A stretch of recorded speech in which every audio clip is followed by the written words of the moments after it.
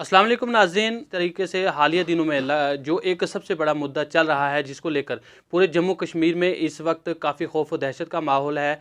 यानी कि जिस तरह से सरकार की जानिब से जो अराजियों से नाजायज़ कब्ज़ाजात को हटाने का जो हुक्मनामा सादर किया गया था, जिसके बाद तमाम सियासी व समाजी कारकुनान जो है वो एहतजाज करते हुए नज़र आ रहे हैं और आवाम में भी काफ़ी खौफ व दहशत का माहौल देखा जा रहा है। और आवाम की जानिब से लगातार ये कहा जा रहा है कि हुकूमत की जानिब से जो गरीब गुरबा अवाम के साथ सरासर नाइंसाफ़ी की जा रही है, लोगों को कहीं ना कहीं ऐसा लग रहा है कि उनके साथ और ज़्यादा जुल्म ज़्यादती होने वाली है। हालांकि से लेफ्टिनेंट गवर्नर मनोज सिन्हा साहब की जानिब से भी जो बयानात सामने आ रहे हैं कि गरीब गुरबा को नहीं छेड़ा जाएगा। आज हमारे साथ इसी मौजू पर बात करने के लिए मौजूद हैं BJP senior leader Shahzad Ahmad Khan साहब। अमूमन देखा जाए, मैं ये बात यहाँ पे ज़रूर करना चाहूँगा कि खान साहब वो शख्सियत है जो किसी तारीफ़ के मोहताज नहीं है। यहाँ की जो खिता पीर पंजाब और बिलखसूस ज़िला पुंछ की ये दूर दराज इलाका जात के रहने वाले जो अवाम है, उनके दिलों में इनके लिए कितनी मोहब्बत प्यार है, इसका अंदाज़ा हमारे जो देखने वाले नाज़रीन हैं वो खुद लगा सकते हैं और बाखूबी तरीके से जानते हैं। तो चलिए हम इन्हीं से आगाज़ करते हैं। और सबसे पहले खान साहब, अब आपका वेलकम करते हैं अपने चैनल में। शुक्रिया अमीन खान साहब। साहब, मैं सबसे पहले जानना चाहूँगा, अगर देखा जाए तो जैसा कि आप भी बाखूबी तरीके से जानते हैं कि आप भी भारतीय जनता पार्टी के एक सिपाही हैं, और उसके साथ साथ सिपाही होने के साथ साथ अगर देखा जाए तो यहाँ पुंछ की जो आवाम है उनकी खिदमत गुजारी में भी आपने अपना बेशतर वक्त गुजारा है। मैं बात करूँगा जिस तरीके से सरकार की जानिब से जो सरकारी आराजियों से नाजायज़ कब्जा जात हटाने की बात की है, जिसके बाद आप देख रहे हैं कि पूरे जम्मू कश्मीर में खौफ व दहशत का माहौल है। और ये भी मैं ज़रूर यहाँ पे वाज़ेह करना चाहूँगा कि अमूमन लोगों के दिलों में ये बात भी आती है कि जहाँ शहजाद खान साहब या कुछ ऐसे लीडरान हैं जो हमेशा अवाम के हमायत में रहे हैं, लेकिन क्या वजूहात हैं कि इतने दिनों से लगातार ये कार्रवाइयाँ चल रही हैं और कोई भी इस तरीके के लीडरान जो है वो सामने, बिलखुसूस आपकी बात करेंगे, आप कहीं सोशल मीडिया या दीगर किसी भी मीडिया में सामने नहीं आए, तो कहीं ना कहीं आवाम के अंदर ये खौफ आराज ज़रूर है कि हो सकता है उनकी पैरवी करने के लिए आप आगे नहीं निकल। मैं जानना चाहूँगा क्या वजूहात है कि सरकार को ये हुक्मनामा जो है वो जारी करना पड़ा, और अभी तक इस हुक्मनामे को लेकर जो अवाम में खौफ और दहशत का माहौल पैदा हुआ, इसको किस नज़रिए से देखते हैं? अमीन साहब, सबसे पहले तो आपने जहाँ लीडरी की बात की, तो लीडर तो मैं हूँ नहीं। मैं एक भारतीय जनता पार्टी का एक खादम हूँ, सिपाही हूँ। और खिदमत खल्क करना मेरा पेशा है। ईमानदारी और अमानतदारी मेरी पॉलिसी है। हुस्न और सलूक मेरा किरदार है। इस चीज़ की रखवाली करना मेरा मकसद है। दूसरी बात यह है कि मैं आपको एक शेर से ही कह दूँ, डर के तूफ़ान से मैं साहिल का तलबगार नहीं, अपने मकसद को बदलना मेरा किरदार नहीं, ज़ेरे साया हूँ उसके अमजद जिसका साया नज़र आता नहीं।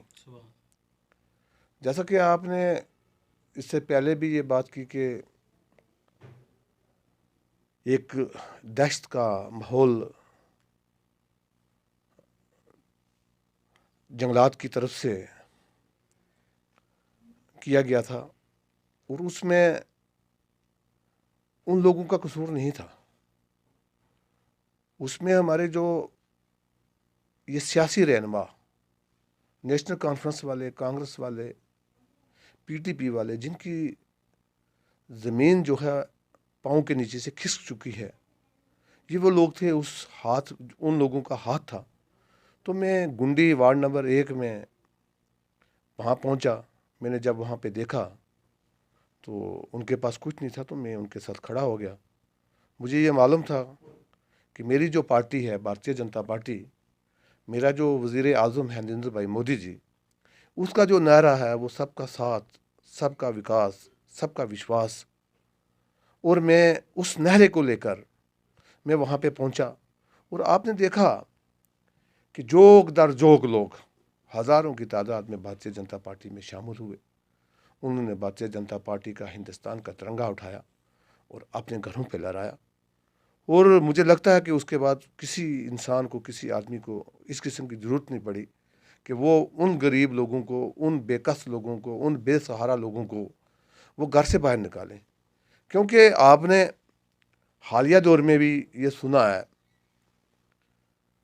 और हम भी सुनते आ रहे हैं कि भारतीय जनता पार्टी का, हुकूमत का कोई भी हुक्मनामा इस किस्म का नहीं है जिससे किसी को नुकसान पहुंचे। हालांकि ये जो इस वक्त हुक्मनामा आया भी है, ये ऑनरेबल कोर्ट, सुप्रीम कोर्ट का हुक्मनामा था उसको, क्योंकि सुप्रीम कोर्ट जो है वो हमारी एक फाइनल अथॉरिटी है, हिंदुस्तान की फाइनल अथॉरिटी है। किसी भी कोर्ट की है तो सुप्रीम कोर्ट अथॉरिटी फाइनल होती है।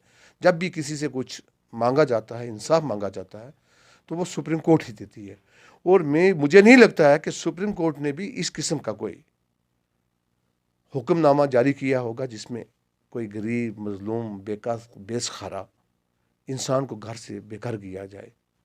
हालिया दौर में आपने यहाँ पे सुना है कि लेफ्टिनेंट गवर्नर साहब का आपने पैगाम सुना, और मैं मुबारकबाद देता हूँ लेफ्टिनेंट गवर्नर साहब को कि उन्होंने अपने पैगाम में वाकया ही वाज़ह कर दिया है कि हर गरीब मस्कीन, वो लोग जो बेसहारा हैं, जिनके पास कुछ भी नहीं है, अगर उन्होंने कहीं अपने ज़मीनों पे मकान बनाया है, घर बनाया है, और किसी के मकान को नुकसान नहीं किया जाएगा। और आपने देखा भी है कि इस वक्त तक किसी गरीब मस्कीन के मकानों को नुकसान नहीं पहुंचा। मैं ये भी जानना चाहूँगा, जिस तरीके से हम काजी मोड़ आई सुखा कटक की बात की, आपका ये नारा था वहाँ पे, आपने ये हुकूमत तक अपनी आवाज़ पहुँचाई थी कि ये गरीब गुरबा लोग हैं, अगर इनके घरों पे बुलडोज़र चलता है तो सबसे पहले वो बुलडोज़र मुझ पे चढ़ेगा। आवाम की जानिब से जो रद्द अमल सामने आया था और उसके बाद हुकूमत की जानिब से जो रद्द अमल सामने आया, आज तक वो आवाम जो है वो खुशी खुशी से अपने आशियानों में आबाद है। इस वक्त जो काफ़ी खौफ व दहशत का माहौल चल रहा है, आप इसको किसको ज़िम्मेदार ठहराएंगे? क्योंकि अगर देखा जाए तो साबका जो हुकूमतें दौरे इक़्तिदार में रही हैं, उस वक्त भी ये बुलडोज़र चल जाने थे अगर इन गरीब गुरबा आवाम को, अगर ये देखा जाए जहाँ कहा जा रहा है कि सरकारी अराज़ियों पे नाजायज़ कब्ज़ा जाते, तो अगर उस वक्त ये लोग इन्होंने नाजायज़ कब्ज़ा जात जमाए हैं, तो कहीं ना कहीं वो दौरे इक़्तिदार की जो हुकूमतें रही हैं, या वो उस वक्त जो ऑफिसरान रहे हैं, या वो मुलाजमीन रहे हैं, कहीं ना कहीं वो भी तो इसके कसूरवार थे। आज इन गरीब गुरबा आवाम को ही क्यों उनका खामियाजा भुगतना पड़ रहा है? क्या कहेंगे आप? अमीर साहब, आपने बड़ा अच्छा सवाल पूछा। देखिए, आप ही तो इस मुल्क में पैदा हुए हैं। सबसे पहले तो अपने मुल्क के साथ और अपने वतन के साथ जिस इंसान को मोहब्बत नहीं है, वो इंसान, उसका जीना भी जो है हराम है। और दूसरी बात यह है कि इन लोगों को इस मुल्क के साथ, इस अवाम के साथ, इन लोगों के साथ, ये जो 1947 के बाद हुकूमतें रही हैं, उनको लोगों के साथ कोई मोहब्बत नहीं थी, प्यार नहीं था। आप ज़मीनों की बात क्यों करते हो? आप देख लेना, ये जो बेचारे डेली वेजर्स लगाए गए हैं, कोई बिजली में, कोई पीडीडी में, कोई पीएचई में, पुलिस में, किसी भी जगह, होम गार्ड, तो क्या आप ये समझते हैं कि उन लोगों को बाकायदा तौर पर उनकी तनख्वाह जो है वो वागजार की जाती थी? और इसी तरीके से इनकी हुकूमतें थी। अगर लोगों ने गलत कब्ज़े किए थे तो ये सरकार थी, इनको चाहिए था कि इस देश की ज़मीन को, इस देश की मिट्टी को हमें संभाल के रखना है। इन पे उन लोगों को आबाद करना है जो लोग, जिन लोगों के पास घर रहने के लिए नहीं है, झोंपड़ियाँ हैं, मकान नहीं है, उन लोगों को यहाँ पे रखना। तो इन लोगों ने हज़ारों की कनालों के तादाद में, आज आप टीवी पे देखते हैं किसी के पास 500 कनाल रकबा बरामद हो रहा है, किसी के खाते में 400 कनाल बरामद हो रहा है, किसी के खाते में 300 कनाल बरामद हो रहा है। अब इन लोगों के पास और कोई हथकंडा है नहीं है। ये पहले लोगों को गुजर, पहाड़ी, कश्मीरी, हिंदू, मुस्लिम करके डिवाइड करते थे। अब इनके पास तो कुछ और रहा नहीं है। इस हुक्मनामे को लेके ये अब लोगों के बीच में, लोगों के अंदर हरास जो है वो डाली हुई है। लेकिन जब हिंदुस्तान की गवर्नमेंट, नरेंद्र भाई मोदी जी, मेरे होम मिनिस्टर अमित शाह साहब, लेफ्टिनेंट गवर्नर साहब, जब इन लोगों को मालकाना हकूक़ देंगे, गरीबों के साथ इंसाफ करेंगे, तो आवाम तो के दिलों में, मुझे बताएं ना आप, इन लोगों के लिए मोहब्बत रहेगी या इस गवर्नमेंट के लिए मोहब्बत पैदा होगी? आप मुझे बताएं। इन्होंने आज दिन तक लोगों को बेकस करके छोड़ा है, बेसहारा करके छोड़ा है, लोगों के पास कुछ नहीं छोड़ा इन्होंने। और अब इस वक्त लेफ्टिनेंट गवर्नर साहब ने जो पैगाम दिया है, आप मुझे ये बताएं कि लेफ्टिनेंट गवर्नर के उस पैगाम को कोई डिप्टी कमिश्नर किसी के साथ नाइंसाफ़ी कर रहा है, कोई तहसीलदार किसी के साथ नाइंसाफ़ी कर रहा है, कोई महकमा माल किसी के साथ बेइंसाफ़ी कर रहा है। अगर किसी ने गैर कानूनी तौर पर 100 कनाल, 500 कनाल, 200 कनाल, हज़ारों की तादाद में रकबा जो है अपने कब्ज़े में लिया है, वो गवर्नमेंट को और लोगों को और आवाम को वो नुकसान पहुंचा रहा है, तो उसके हक़ में कौन रहेगा? उसके हक़ में तो सारे लोग खिलाफ हो जाएंगे। मुझे लगता है जिस तरीके से गवर्नमेंट इक़दामात जो उठाने जा रही है, और मुझे ये लग रहा है कि टेलीविज़र जो हैं, मुझे लगता है कि यही सरकार परमानेंट करेगी, और उनको भी, और जैसे जैसे जो ये सरकारें इस जम्मू कश्मीर में डालकर छोड़ गई हुई हैं, मुझे लगता है कि उनका अच्छा हल जो है वो ये सरकार निकालेगी और अच्छा हल करेगी। जानना चाहूँगा, जहाँ भारतीय जनता पार्टी का एक मंशूर था सबका साथ, सबका विकास और सबका विश्वास, इससे कबल की बात करें, जहाँ गोल्डन हेल्थ कार्ड की बात करें, सरकार की जानिब से जो है गरीब अमीर को एक नज़र से देखा गया। उसी के साथ प्रधानमंत्री आवास योजना की बात करें, जिसके तहत गरीब गुरबा आवाम को जो है पक्के घर तामीर करके दिए गए। उसी के साथ मुफ्त राशन की बात करें, या उसी के साथ साथ हालिया दिनों की बात करें, जिस तरह से सरकार की जानिब से जो एसटी के लिए जो पहाड़ी कबीला की एक दारीना मांग थी, जो 70 साल से वो पूरी नहीं हो पा रही थी, और इसी सरकार की जानिब से ये आवाम को यकीन दहानी कराई गई कि उनकी ये जो है डिमांड है, ये जो उनके मुतालबात हैं, ये भी पूरे किए जा रहे, जिसको देखकर हम देख रहे हैं कि आज से तकरीबन 15 या 20 दिन इस हुक्मनामे से कबल जो है सरकार की काफ़ी सताइश की जा रही थी। अचानक ही ऐसा एक हुक्मनामा सादर होता है कि जिसके बाद सरकार की जो अच्छाइयाँ हैं वो बिल्कुल ही नज़रअंदाज कर दी जाएँ, और एकदम से जो है वो उसकी एक बात को लेकर एक इशू बना दिया जाए कि सरकार गरीबों पे जुल्म व ज़्यादती करी है। आप इसको किस हद तक जो है सही ठहराते हैं? देखो, मैं सबसे पहले तो हिंदुस्तान के वज़ीर आज़म नरेंद्र भाई मोदी जी, होम मिनिस्टर और जम्मू कश्मीर के लेफ्टिनेंट गवर्नर मनोज सिन्हा जी को मुबारकबाद देता हूँ। सबसे बड़ा काम तो उन्होंने ये किया, आप सुनते रहते थे कि कश्मीर के अंदर लोग पत्थरबाजी करते थे, डाउन टाउन इलाके में कोई नहीं जाता था, और हमारे लेफ्टिनेंट गवर्नर साहब ने डाउन टाउन इलाका में लोगों के हाथों से पत्थर छिड़वा के उनके हाथों में बैट और बैल दिए, क्रिकेट दिया, प्ले ग्राउंड बना के दिए। और आज आप जम्मू कश्मीर में जाएं तो आप देखें कि कश्मीर के अंदर डाउन टाउन इलाके में बड़े आम तरीक़ा से, अच्छे तरीके से चले जाते थे। उससे पहले भी तो ये गवर्नमेंटें, सरकारें रही हैं। मुझे बताएं, कभी चीफ मिनिस्टर डाउन टाउन इलाका में गया, कभी कोई सियासी आदमी जो है वो डाउन टाउन इलाका में गया? इसी तरीके से ये जो चीज़ें वहाँ से छूटी हैं, अब कश्मीर के अंदर भी आप आज चले जाएं, आप देखें किसी गरीब आदमी के साथ कोई भी ज़्यादती जुल्म जो है वो नहीं हो रहा है। और ये जो पंजा चल रहा है, ये उन लोगों पे चल रहा है जिन लोगों ने लूट घसूट की है, गरीबों का खून निचोड़ा है।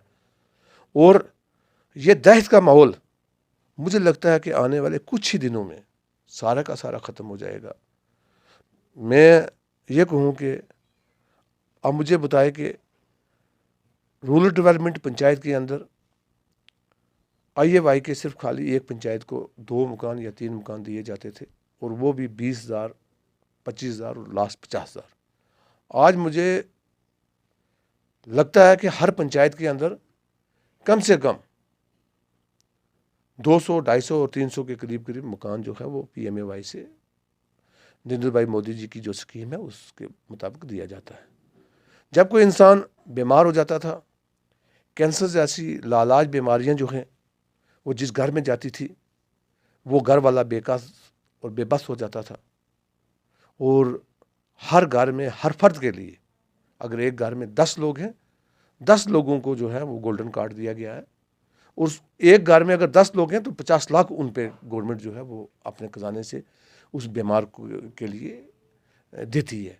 इसी तरीके से जहाँ पे किसान कार्ड है, किसान कार्ड के लिए बगैर घर बैठे बिठाए हर अकाउंट में किसान कार्ड पे पैसा पड़ता था।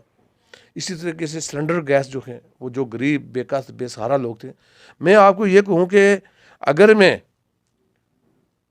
2 घंटे भी नरेंद्र भाई मोदी भारतीय जनता पार्टी की उन स्कीमों पे बोलूं तो मुझे लगता है कि वो टाइम जो है बहुत बड़ा मुझे कम मिलेगा और मैं पूरा दिन बोल सकता हूं इस पे। लेकिन आज ये जो दहशत का माहौल है, आप देख लेना, एक दिन ऐसा आएगा कि जम्मू कश्मीर के अंदर भारतीय जनता पार्टी के सिवा कोई दूसरी पार्टी आपको नज़र नहीं आएगी और लोग जो है वो समझ चुके हैं ये जो दहशत का माहौल है ये इनकी सिर्फ खाली बाकी पार्टियों के, नेशनल कॉन्फ्रेंस के लोग हों, कांग्रेस के हों, पीडीपी के हों या कोई और अदर्स पार्टी के लोग हों, ये लोगों को इकट्ठा करके अपने बैंक बोर्ड के लिए कि हम लोगों के आगे खड़े हैं। मैं आपके चैनल के वसात से, मैं लोगों से, ख़ास करके अपने डिस्ट्रिक्ट पुंछ की आवाम से और ख़ास करके मैं हवेली कंस्टिट्यूंसी के लोगों से ये कहूँगा कि मैं आपसे ये कहूँगा, जिसके पास 5 मरला 15 मरला, जिसके पास एक नाल तक भी अगर है, उसको कोई भी छेड़ेगा नहीं। आप लोग आराम से बैठे, इन लोगों के चुगल में मत आए। और मुझे आप ये बताएं कि अमीन साहब, आप भी तो हर जगह पे जा रहे हैं, आप देखें क्या किसी गरीब इंसान को आज दिन तक क्या सरकार ने हमारे पुंछ के अंदर, मैं बाकी जगह की तो बात नहीं करता हूँ, वहाँ पे किसी को क्या हो रहा है क्या नहीं हो रहा है, जम्मू की बात नहीं कर रहा हूँ, मैं हिंदुस्तान की बात नहीं कर रहा हूँ, कश्मीर की बात नहीं कर रहा हूँ, मैं अपने घर की बात कर रहा हूँ, हवेली कंस्टिट्यूंसी की बात कर रहा हूँ। आप मुझे बताएं ना कि यहाँ पे किसी ने किसी के साथ कोई इस किस्म की छेड़छाड़ की है?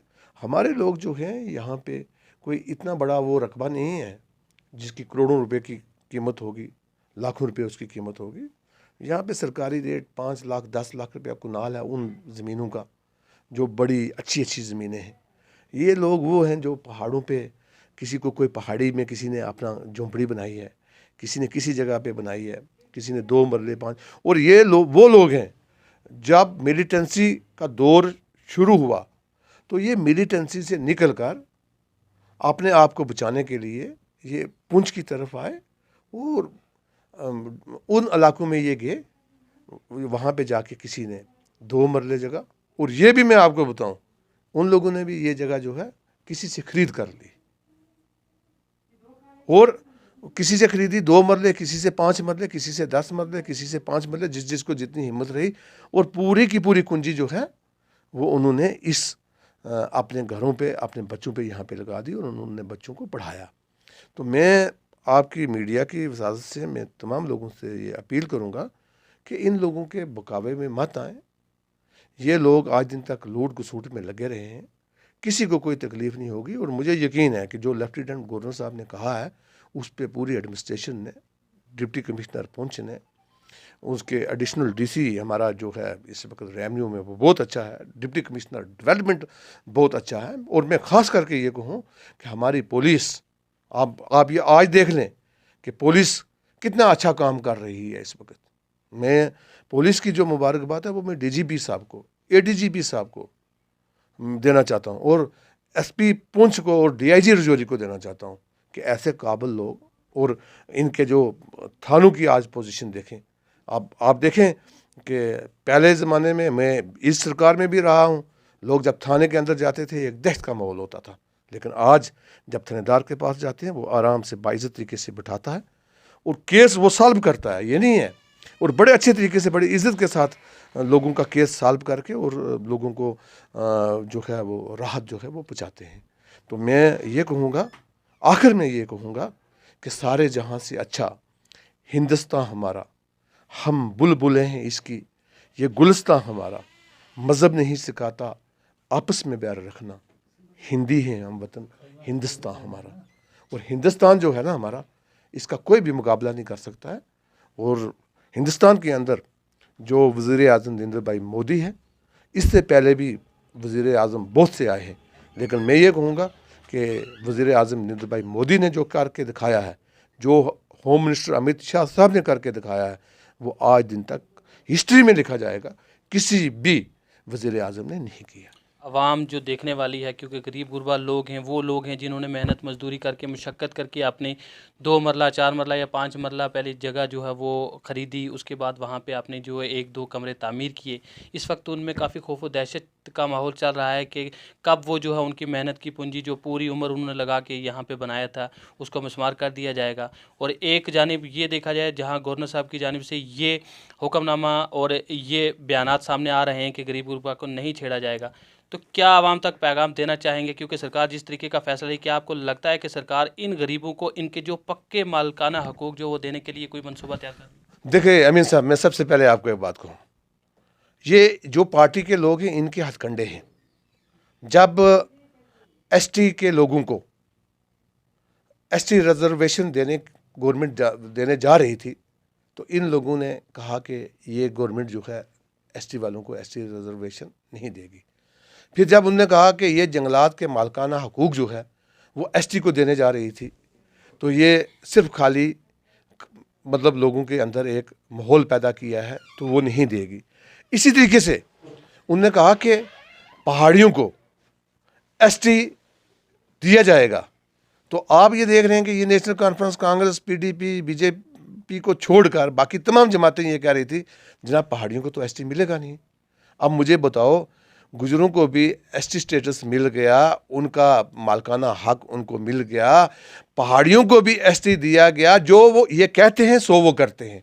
अगर गवर्नर साहब ने आपने अपने कानून से ये आवाज़ सुनी है कि इनको जो लोग 5 मरला 15 मरला बैठे हैं उनको मालिकाना हक मिलेगा, ज़रूर पहाड़ियों को भी एसटी मिलेगी। जो जो इन्होंने कहा है वो मेरी जमात जो है वो ज़रूर करेगी। खान साहब, बहुत बहुत शुक्रिया, आपने अपना कीमती वक्त हमारे लिए निकाला।